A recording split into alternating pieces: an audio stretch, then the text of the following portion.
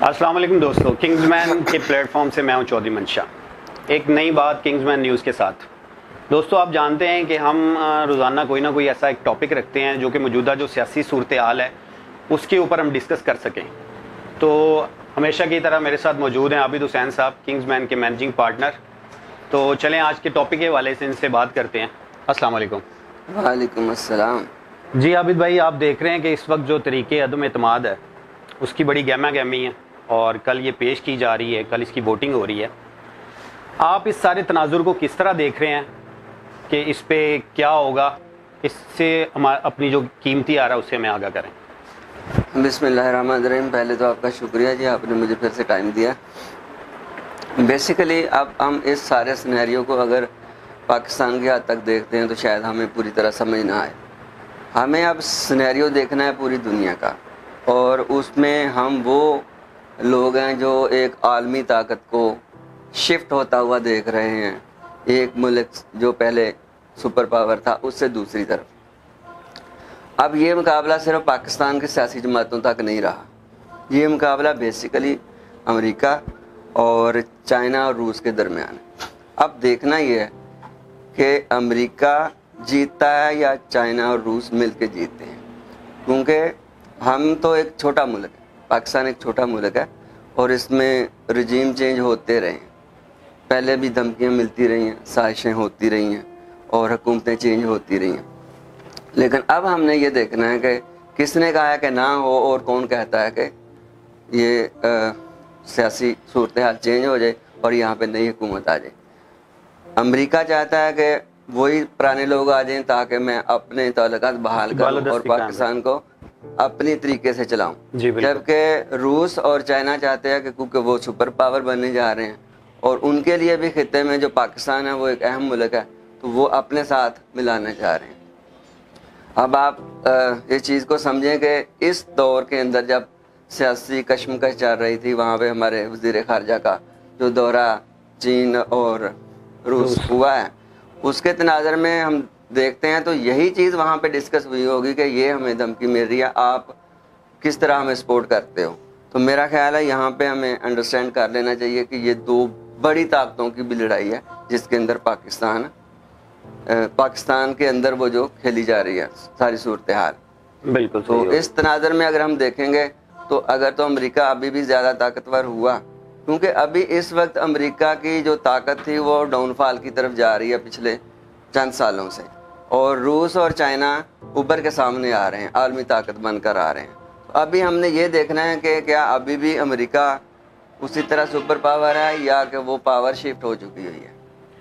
एक बात ये बताएं यहाँ पे आबिद साहब कि चलें तरीके अदम एतमाद कामयाब होती है, नाकाम होती है, लेकिन उससे क्या पहलू निकलेगा? मतलब हम आम आवाम के लिए कामयाब होती है तब क्या पहलू होगा और अगर नाकाम होती है तो तब क्या पहलू होगा? देखें, अभी जो सियासी सूरत हाल है और जो जितनी भी सियासी पार्टियां हैं, जो सियासी जमातें हैं हमारे मुल्क में, उनका अभी पहला सवाल ये होना चाहिए कि उनका किरदार क्या होना चाहिए था। जैसा कि शहबाज शरीफ साहब ने कहा था कि अगर ये साजिश हुई, अगर इसमें कोई सच्चाई हुई तो मैं इमरान खान के साथ खड़ा हूँगा। तो मेरे ख्याल में, क्योंकि जितनी का हमें नॉलेज है, जैसे कि जब नवाज शरीफ साहब ने एटमी धमाके किए थे उस वक्त भी अमेरिका ने कहा था कि इसकी सजा भुगतोगे, तब फिर आपको पता है कि मुशर्रफ साहब आगे थे और कुछ ही महीनों में। लेकिन आज वही नून लीग, सॉरी आपकी बात कर रहा हूँ, वही नून लीग के जो सदर हैं जनाब शहबाज शरीफ साहब, वो बयान देते हैं कि बैगर नॉट चूजर। तो मतलब वो तो अपने आप को भिखारी साबित कर रहे हैं। यही तो बात है, यानी जो उनके साथ हो चुका था, यही मैं अर्ज कर रहा हूँ कि अभी वो कहते हैं कि हमें कॉल्स आई थी, फिर उन्होंने धमकी दी थी और उसके बाद हमारी हुकूमत भी ख़त्म हुई और हमने अपनी आंखों से देखा।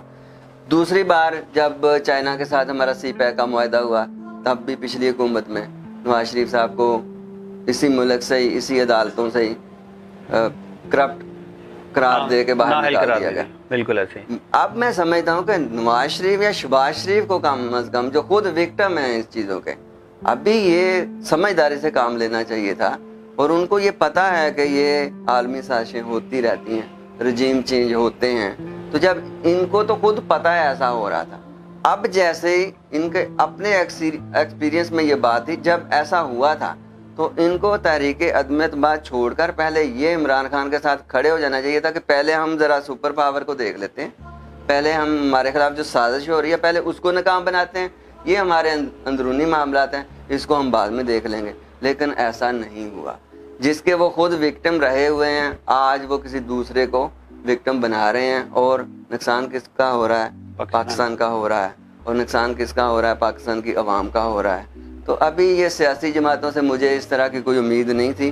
ابھی ان کو ایک پیج پہ سب کو آ جانا چاہیے تھا, تب نہیں آئے. چلیں کچھ انجانے میں اگر کر رہے ہیں تو اب تو پتہ چل گیا. اب تو ہماری عسکری قیادت نے بھی کہہ دیا کہ وہ خط اصلی ہے اور بھیجا گیا ہے, دھمکی دی گئی ہے.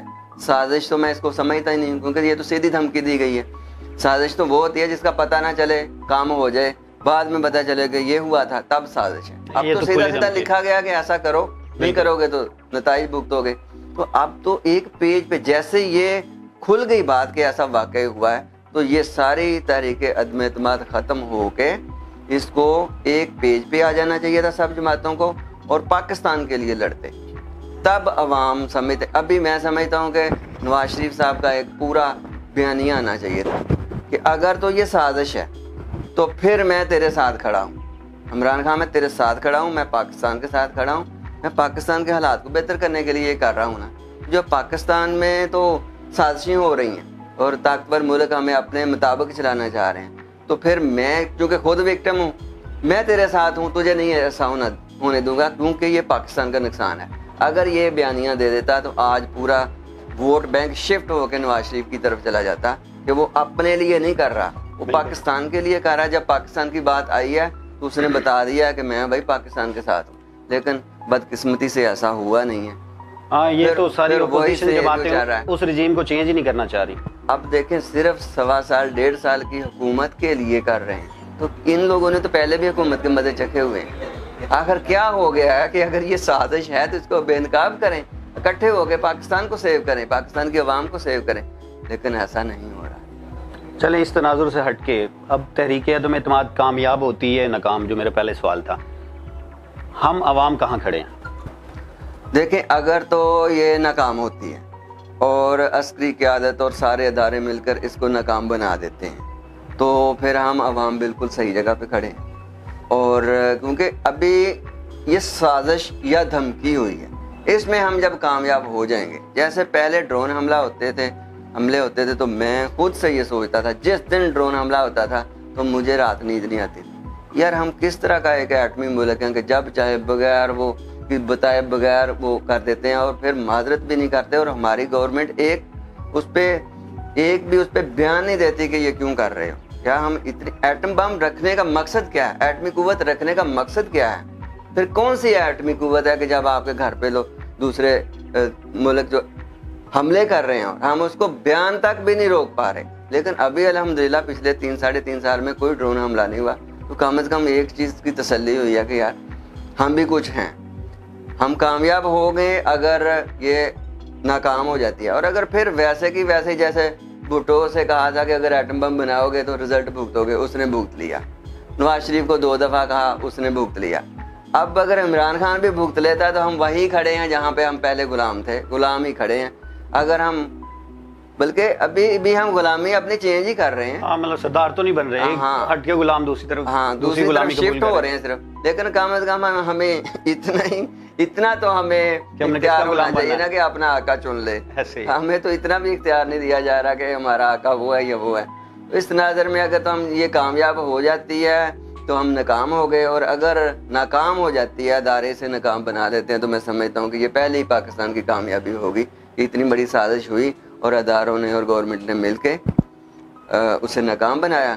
اور میں سمجھتا ہوں کہ ابھی جو سیاسی ساری جماعتیں ہیں ابھی بھی آج بھی واپس آئیں اور بیٹھ کے پہلے اس کا حل کریں, بعد میں آپس میں جو مرضی کرتے رہیں. بالکل ٹھیک, بہت شکریہ آپ کا. جی دوستو, آپ نے دیکھا کہ آج ایک ٹاپک لے کے آئے تھے جس کے اوپر میں نے اور عابد صاحب نے ڈسکشن کی. امید کرتا ہوں یہ آپ کو پسند آیا ہوگا.